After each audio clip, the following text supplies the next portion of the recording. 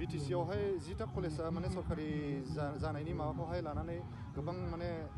रायजोफ्रा माखासेखौ रंजाखांनायबो नुनो मोनदों बेखौ लानानै मा बुंनो सानो? गिबियाव दाखालि जे 10टा कलेज जाबाय जे आसाम सरकारा लाबाय बेनि थाखाय जों BPF दोलोनि जानानै आसाम सरकारनि चिफ मिनिस्टार मानगोनां हिमन्त बिश्व शर्मा सोलोंथाइ मन्त्रि डक्टर रनज पेगु बिथांमोनखौ BPF दोलोनि जानानै साबायखर बावबाय। दा सम सम मानाव गेदेर हाग्रामा महिलारि सारा जि समाव सरकार सालायनानै दंमोन BTC आव बे समावबो 10टा प्रभिन्सियेलाइज कलेजाव साइन्स स्ट्रिम सोदेरनाय जादों। बेनि उनाव BTC नि बायहेरायाव बर' डिपार्टमेन्ट 10टा कलेजाव बेबायदि लानाय जादों। दा ओंखायनो आसाम सरकारा सम सम पलिसि लाबोदों बेबायदि 10टा BTC नि बायहेरानि बर' डिपार्टमेन्टखौ प्रभिन्सियेलाइज खालामनाय 10टा प्रभिन्सियेलाइज कलेजाव साइन्स स्ट्रिम सोदेरनाय दा आरो 10टा कलेजखौ जाय लाबाय आसाम सरकारा जों BPF दोलोनिफ्राय बिथांमोनखौ जों साबायखर बावहरबाय। नाथाय दुखुनांथाव बाथ्राया बेसो BTC नि जाय चिफ जानानै दङ प्रमद बर' UPPL सरकारा बिथांमोनहा बेखौ 6.3 क्लजेसनि गेजेरजों जादों। दा दिनै 6.3 क्लजेसनि गेजेरजों जादोंब्ला मानो 10टा कलेजाल' जानो नांगौ? गोबां कलेज दंबावोमोन जे कलेजाव जोंनि फोरोंगिरि बिथांमोना गोबां कन्ट्रिबिउसन होबाय। गोबां जोंहा हाई स्कुल भेन्सार दङ, सिनियर सेकेन्डारि भेन्सार दङ, LP स्कुल भेन्सार दङ बा हाई स्कुल ME स्कुल भेन्सार दङ। दा ओंखायनो दिनै फ्राय गोबां कलेजफोरा थालांबाय। मानो थाखाय थालांखो? 6.3 क्लजेसनि गेजेरजों जादोंबा उइदाउट कन्डिसन जानो नांगौमोन। दिनै महामाया डिग्री कलेजाव बिथांमोना गोबां फरायसा दं नाथाय फुटबल जरानि महामाया डिग्री कलेजा दिनै थालांबाय। दिनै मा होनो बाक्सा डिग्री कलेज होननानै बागानपारानि डिग्री कलेजा दिनै थालांदों आरो बेबायदिनो रौता कलेजा थालांदों, जारागुरिनि गबिन्द बसुमतारी मा होनो कलेजा थालांबाय, गसाइगाव BEd कलेजा थालांबाय, क'क्राझार MEd कलेजा थालांबाय, बिदिनो बिजनीनि BEd कलेजा थालांबाय, बिदिनो टंलानि BEd कलेजा थालांबाय। दा ओंखायनो जोङो दुखु मोनदों UPPL सरकार सालायनाय मानाव गेदेर प्रमद बर'नाव बिथांनाव अननाय गैयै अन्थाइ बिखा। जि समाव जोंनि फोरोंगुरु महामाया डिग्री कलेज बा जोंहा बागानपारानि कलेज आरो गोबां सिनियर सेकेन्डारि बिथांमोननि गोबाव सम 15 बोसोर 20 बोसोर मास्टार मावबाय, बे ओनसोलनि फोरोंगिरि जाबाय, गोबां फरायसाफोरखौ गियानि खालामबाय। बिथांमोनहा 6.3 क्लजेसनि गेजेरजों जागोन सानदोंमोन नाथाय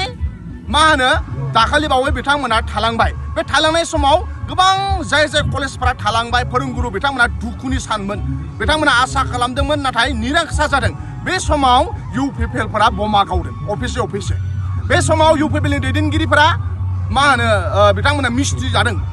जि समाव जोंनि कलेजनि फोरोंगिरिफोरा भेन्सार स्कुलनि फोरोंगिरिफोरा दुखु जानानै दंमोन बे समाव UPPLनि दैदेनगिरिफोरा मा होनो मिस्ट्रि जादों। ओंखायनो जों दुखु मोनदों बे UPPL सरकारखौ।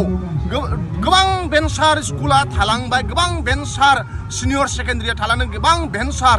कलेजा थालांदों, क'क्राझार ल' कलेजा थालांदों। बे समाव फोरोंगिरिफोरनि दुखुआव एसेबो दुखु नांफायाखै। UPPL अफिस बमा गावदों, UPPLफोरा मिस्ट्रि जादों, मा होनो जुलाफि जादों। दा फोरोंगिरिफोरा बिथांमोनखौ रागा जोंनानै दं। ओंखायनो जों बुंदों BPF दोलोनिफ्राय दिनै जुदि हाग्रामा महिलारि सारा चिफ जानानै थानायमोनब्ला बेबादि इनजास्टिस जायामोन। दा हाग्रामा महिलारि सारा सबखौबो सिन्था दं। ओंखायनो दिनै जाय कलेजनि फोरोंगिरिफोरा आरो 10टा कलेज जि जादों बेयावबो गोबां प्रफेसारफोरा बिथांमोना थालांदों। ओंखायनो जोङो बे चेनेलनि गेजेरजों बुंनो सानदों दिनै जि कलेजा लाजाबाय 10टा कलेज माखासे प्रफेसारफोरा थालांबाय, एसिस्टेन्ट प्रफेसारफोरा थालांबाय, बिथांमोना गोसो बायनो नाङा। जाय कलेजा दिनै थालांबाय UPPL सरकारनि लोरबांनि थाखाय प्रमद बर'आ दिसपुराव थानानै जेला सावरायो अकल गावनि चिफनि चेयारनि खोथाखौल' बे सानो, फोरोंगिरिफोरनि खोथाखौ लानानै बिथाङा साना। ओंखायनो बै फोरोंगिरिफोरखौ बे चेनेलनि गेजेरजों जों खावलायहरो जों BPFआ नोंथांमोननि दुखु समाव जों अराय सम दुखु जाफादों आरो जोंना BPF सरकार फैनायनि उनाव हाग्रामा महिलारि सार चिफ जानायनि उनाव जोंनि मेन प्रायरिटियानो जागोन फोरोंगिरिफोरखौ समाजाव सन्मान होनाय आरो फोरोंगिरिनि जेंनाफोरखौ फोजोबनाय। भेन्सार स्कुल, भेन्सार कलेज, भेन्सार सिनियर सेकेन्डारिफोरनि जेंनाखौ फोजोबनायानो जोंनि BPFनि मेन प्रायरिटि। ओंखायनो नोंथांमोना दिनै दुखु मोननानै दं, नोंथांमोना UPPLखौ रागा जोंनानै दं, नोंथांमोना प्रमद बर'खौ रागा जोंनानै दं। रागा जों बेयो उनाव खामानि होगोन। जि समाव नोंथांमोनाबो दिनै डेम'क्रेसियाव दिनै UPPLआ नोंथांमोननि दुखुखौ बुजियाखै। दिनै UPPL प्रमद बर'आ फोरोंगुरुफोरनि दुखुआव बुजियाखै बिथांमोना मिस्ट्रि जादों बिथांमोना रसगल्ला जादों बै फोरोंगिरिफोरा दुखु मोननानै दं बे दुखुखौ नोंथांमोना फिनानै दोन फैबाय थानाय समाव खामानि होगोन हाग्रामा महिलारि सारा अराय सम नोंथांमोनजों दङ BPF सरकारा मा होनो BPF राजखान्थि दोलोआ जों अराय सम नोंसोरजों दङ BPF जेला सरकाराव फैगोन अब्लानो जोङो मेन प्रायोरिटि होनानै साफ्रोमबो भेन्सार स्कुलाव जे मास्टार मावबाय थानाय गेदेमा फोरोंगिरिफोरनि मा होनो प्रब्लेमखौ बा बिथांमोननि प्रब्लेमखौ सलुसन खालामनानै जोंनि मा होनो प्रायोरिटि जागोन होननानै जों नोंथांमोननि बे चेनेलनि गेजेरजों जों बुंहरबाय थैंक इउ UPPL नि BPF नि गागि दैदेनगिरिफोरखौ UPPL आव जगदान जानो थांगासिनो दं होननानै खौरांगिरिफोरनि सिगाङाव बुंबाय थायो बेनि बेलायाव UPPL सरकार आरो प्रमद बर'आ एडभार्टाइजमेन्टआव बिराद अस्ताद आं बुंबाय अबा सोरबा जुदि साबुन कम्पानि सोरबा सेन्डेल कम्पानि सोरहाबा जुदि माबा मोनसे बिजनेस खालामनो सानदोंब्ला UPPL नि दैदेनगिरिफोरनिफ्राय सोलोंनानै ला बिथांमोना बिराद एडभार्टाइजमेन्ट होनो हायो जेबो खामानि मावाखै बेबायदि खामानिखौ मावदों ओंखायनो दिनै सोर BPF निफ्राय UPPL आव थांगोन UPPL निफ्राय जोंनावसो फैदों खैराबारि ब्लकनि फाउन्डार प्रेसिडेन्ट भपेन बरुवा जोंनाव फैदों UPPL नि दैदेनगिरि तामुलपुरनि incharge general secretary Jiten Mosahary Pramod बर'नि जोबोद आंगो क्ल'समोन BPF दोलोआव फैदों दिनै दाखालि बावैसो सालबारिनि कनक डक्टर सिलाराय बसुमतारी आदा हानिफ आली बिथांमोना UPPL नि सेन्ट्रेलनि दैदेनगिरि बिथांमोना जोंनाव फैदों दा ओंखायनो बिथांमोना बखिबाय बखिथों नाथाय BPF दोलोआव हाबनो थाखाय UPPL निफ्राय जोंनाव ट्रेफिक जाम जानानै दङ हाग्रामा सारा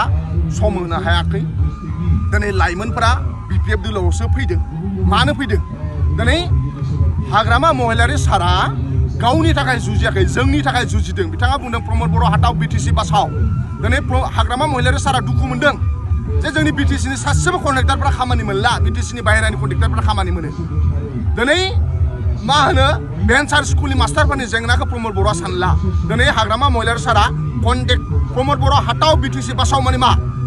BTC नि कन्ट्रेक्टरफोरा खामानि मोननांगौ प्रमद बर' हाटाव BTC बासाव माने मा जे BTC आव आबादारिफोरनि थाखाय इरिगेसननि खामानि जानांगौ खेतियकफोरनि खोथाखौ साननांगौ दिनै प्रमद बर'आ खेतियकफोरनि खोथाखौ सानला दिनै प्रमद बर' हाटाव BTC बासाव माने मा जे जोंहा टेट पास जानानै थानाय फोरोंगिरिफ्रा साख्रि मोननांगौ दिनै प्रमद बर' हाटाव BTC बासाव माने मा जे BTC आव थानाय साफ्रोमबो लाइमोनफ्रा मोजां जास्टिस मोननांगौ साख्रि बाख्रि मोननांगोन ओंखायनो प्रमद बर' हाटाव BTC बासावनि मिनिङानो जाहैबाय BTC नि कन्ट्रेक्टरफ्रा खामानि मोननांगोन BTC नि फोरोंगिरिफोरनि जेंनाया जोबनो नांगोन BTC नि आबादारिफोरनि जेंनाया जोबनांगोन BTC नि फरायसाफोरनि जेंनाया जोबनांगोन BTC नि मोनफ्रोमबो जेंनाया जोबनो नांगोन ओंखायनो आरो जेंनाया जोबनो नांगौब्ला प्रमद बर'आ सासनाव थानायजों जानाय नङा प्रमद बर'खौ जों बोखांनांगोन ओंखायनो दिनै गामि गामि फैयोब्ला पिकनिक जानाय अबा साहा दखान अबा लामा बास जेरावबो सोलिगासिनो दङ प्रमद बर' हाटाव BTC बासाव नेक्स्टआव हाग्रामायाव सारा फैफिनगोन ओंखायनो दिनै सेंग्रा सिख्ला कलेज इउनिभारसिटियाव फरायनाय लोब हाबदों दिनै मा बिनि इसाराया मा बिनि इसाराया बेनो जे हाग्रामा महिलारि सारा गुबुननि खोथाखौ सानो बे गावनि खोथाखौ साना नाथाय प्रमद बर'आ अकल गावनिल' खोथाखौ सानो मालायनि खोथाखौ साना भेन्सार स्कुलनि खोथाखौ साना कन्ट्रेक्टरफोरनि खोथाखौ साना फरायसाफोरनि खोथाखौ साना आबादारिफोरनि खोथाखौ साना बिजनेसमेनफोरनि खोथाखौ साना एक्स एनडिपिनि दैदेनगिरिफोरनि खोथाखौ साना रावनिबो खोथाखौ साना प्रमद बर'आ ओंखायनो प्रमद बर' हाटाव BTC आव रायजो जानाय साफ्रोमबो मानसिफोरनि जेंनाखौ सलुसन खालाम BTC मा होनो प्रमद बर' हाटाव BTC बासाव प्रमद बर' हाटावनि मिनिङानो बेनो दा ओंखायनो प्रमद बर' हाटाव BTC बासाव माने मा BTC आव रायजो जानाय साफ्रोमबो मानसिफोरनि जेंनाया जोबनो नांगोन अब्ला प्रमद बर'आ बोख्लाय जाथारनो नांगोन थेंक इउ मोनसे सोंलु जोंदि माने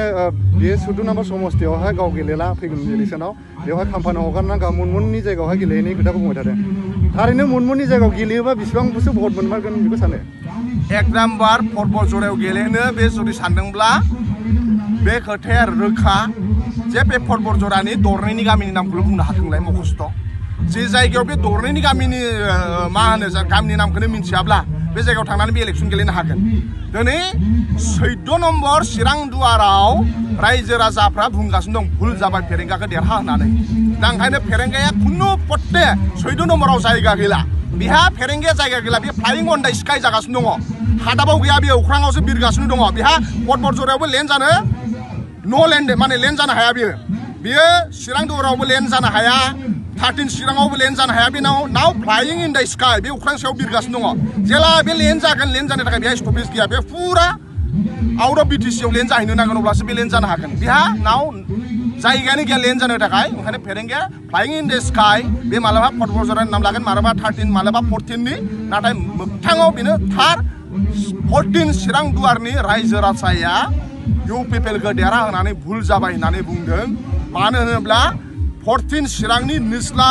दैया जेला दैबाना जादोंमोन बैनि गामिनि रायजो राजाखौ बियो थांनानै न' बुफायहैदों रायजो जानाय बेसादखौ दिनै बै गामिनि 14 चिरां दुवारनि मानसिफोरा मालाबाबो बावा जे फेरेंगानि थाखाय थानो थाखाय बर'आ गावनि देशआवनो न' गैया जादों फेरेंगानि थाखाय मा होनो जोंनि गथ'आ उन्दुनो थाखाय न' गैया जादों सोरनि थाखाय जादों फेरेंगानि थाखाय जादों ओंखायनो 14 चिराङा मालाबाबो फेरेंगाखौ एक्सेप्ट खालामा ओंखायनो बे नाव फ्लाइंग इन द स्काई बेयाव लेन्ड खालामो नायनोसै 14 जरायाव लेन्ड खालामोबा खालामथों बाव जोंहा BPF आ बिराद स्ट्रंखा अबाव लेन्ड खालामो बेखौ जों नेगासिनो दङ थेंक इउ